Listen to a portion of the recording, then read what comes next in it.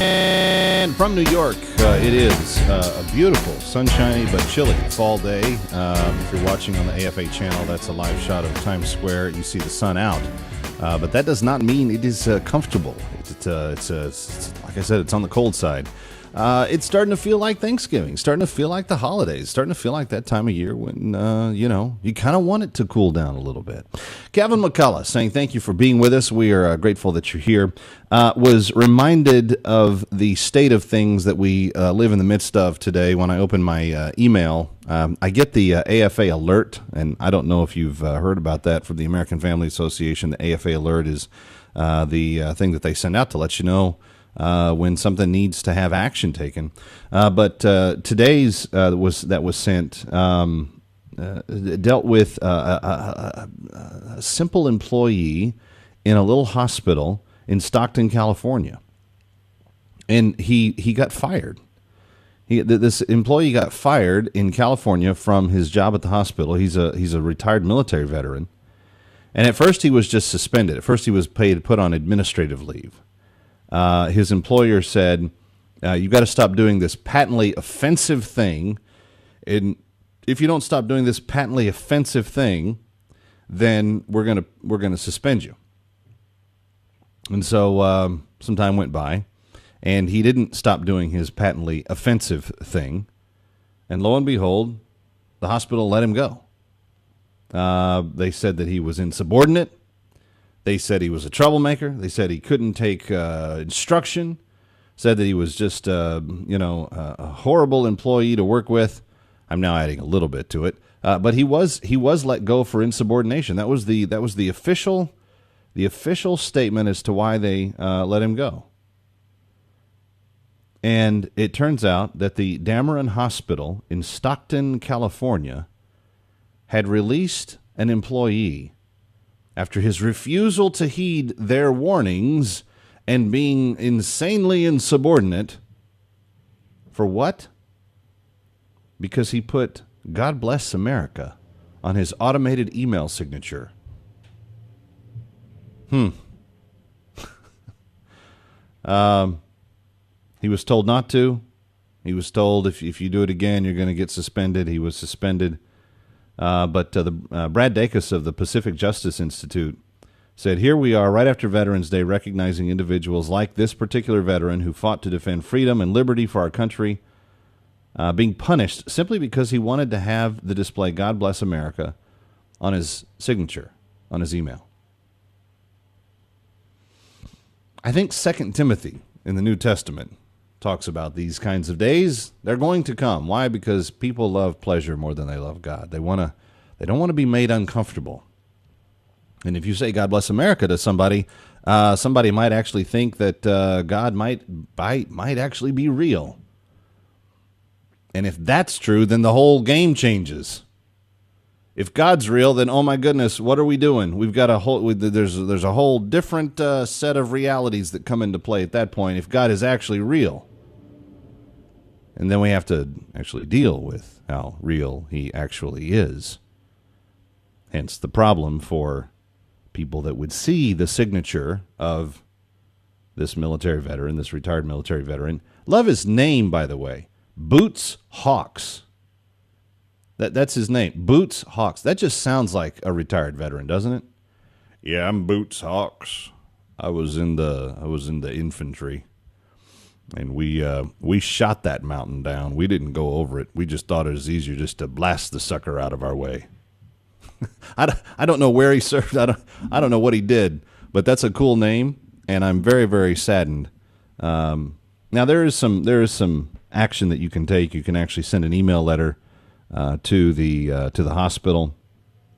The president of that hospital, Lorraine Auerbach, and you can urge her to drop the anti-American attitude in this firing. And that's just another sign, friend, of something that we've talked about again and again and again and again, the lack of religious liberties being rubbed up against other constitutional protected rights, supposedly, that aren't even in the Constitution, but now we have to pretend that they are. And it's actually now a sign of insubordination. for an employee to put "God bless America" on his signature, on his email, that other people read. That's offensive now. It's insubordinate. He didn't obey. He didn't obey. He did this offensive, horrific, offensive, patently offensive thing by saying "God bless America." I wonder if it would have been any less. I'm just thinking out loud on this one. I wonder if the penalty would have been any less, or if the crime would have been any less offensive if he had said "God bless you." Because then you're now it's not just that God is out there, and you hope that if this benevolent grandpa in the sky is good-hearted, that maybe he'll do something nice for America. You're not saying that at all. Now you're getting specific. Now you're saying, "God bless you." I hope that God blesses you. I wonder if he sometimes would sign his name with that when he would send emails back to his boss there at the hospital. Maybe it got under their skin or something. Because it's very insubordinate to wish that God would bless you, right? I mean, this is where I honestly don't understand the left at times, because I know more atheists and to be candid, Jews, that when a Christian says Merry Christmas to them or God bless you, I know more people in those pools that don't have any problem with it, because they understand it's just a sign of well-wishing, that you have a piece of goodness in your heart, and you're bestowing it upon the person that you're actually saying God bless you to. You're actually speaking blessing to that person. And there are a lot of people that understand that. For some reason, the activists still get kind of nutty about it. Like the crazy train just comes off the rails at that point.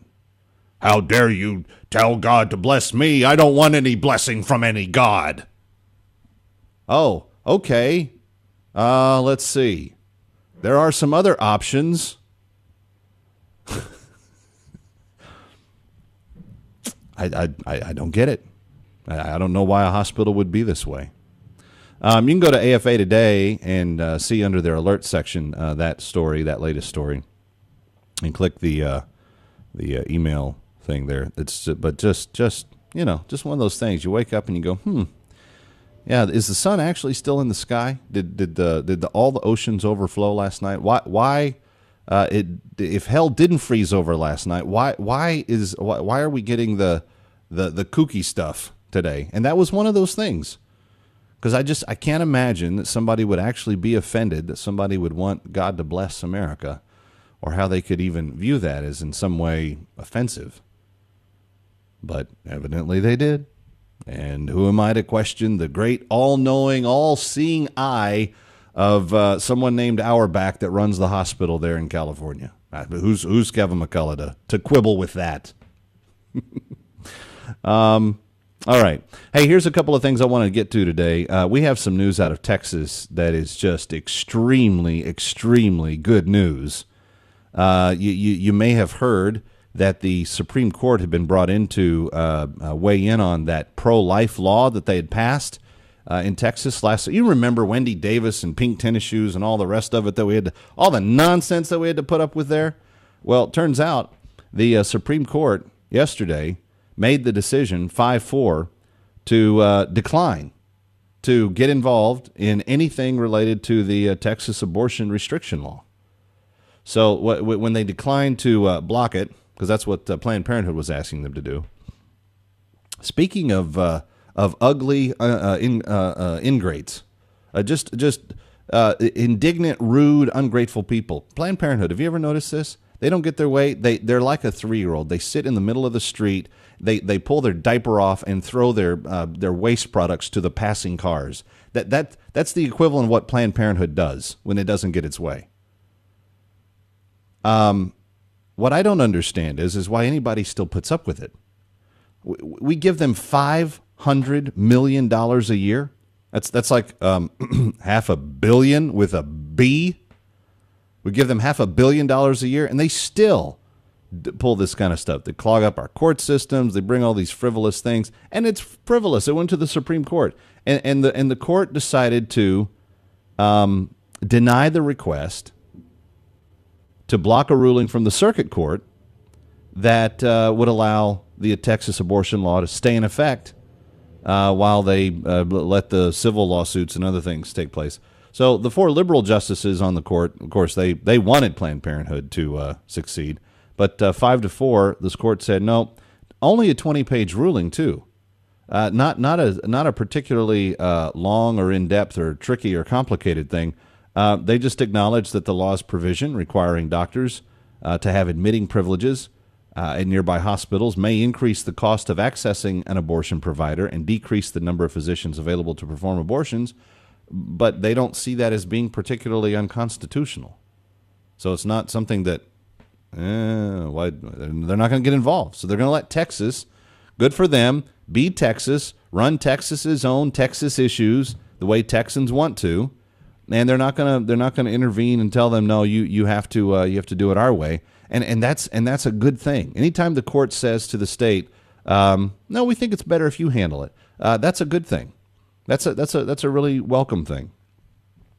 The panel said that the U.S. Supreme Court has held that having the incidental effect of making it more difficult or more expensive to procure an abortion cannot be enough to invalidate a law that serves a valid purpose, one not designed to strike at the right itself.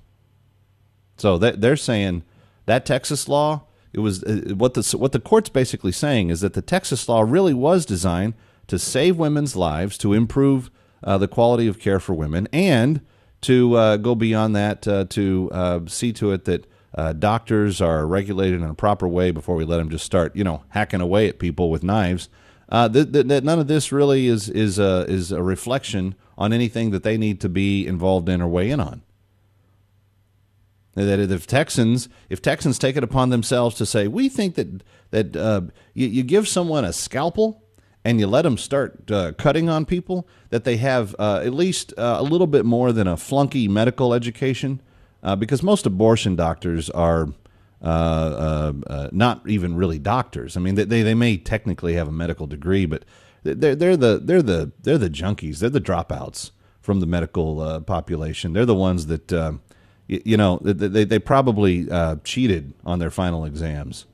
I mean, if you want a doctor that has no character whatsoever, talk to one that does a lot of abortions, because I don't think you can be a decent human being and be an abortionist.